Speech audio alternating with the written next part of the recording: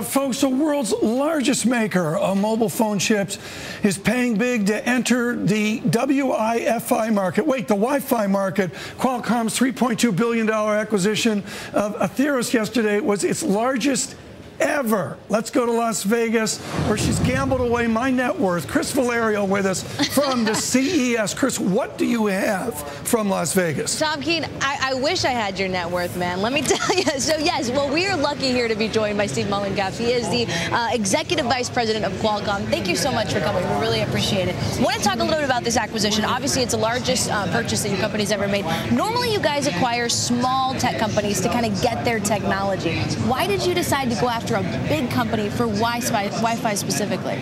Well, I think it's more than Wi-Fi, actually. If you look at the strategic rationale, really what we were trying to do, what we think is happening, and you can see evidence at the show of this, is that the use cases of the phone and really the ability to always be connected, it's really starting to happen in a lot of adjacent markets. So you see things that you used to see last year on a smartphone, now are on a tablet.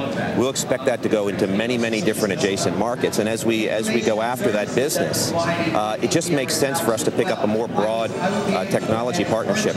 In addition, they bring to us a lot of different sales channels and new customers that we can both sell our Snapdragon platform to, as well as allow them to leverage some of our customer expertise to sell their technology. But what kind of specific products or areas do you see yourself going into with this partnership?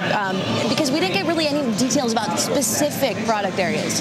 Well, I think specifically, if you look, it's very complementary.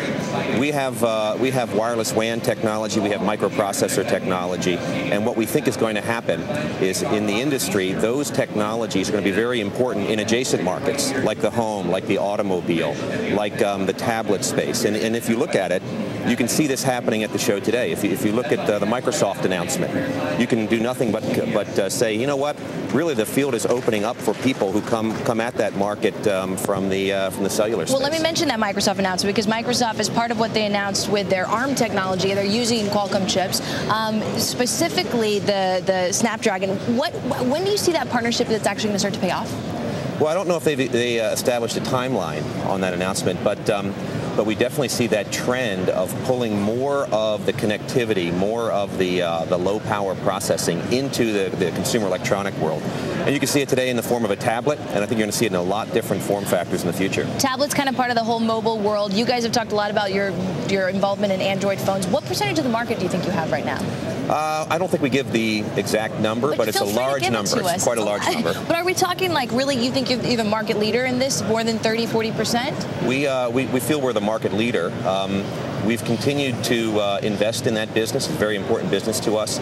And really what we see happening, you can see this in their strategy as well, is they're using that as a platform to deliver that same experience, not just on the phone, but also into a lot of connected markets. Last question here. You were doing deal making over the holidays. Obviously, this is a deal making environment. A lot of deals happen here at CES.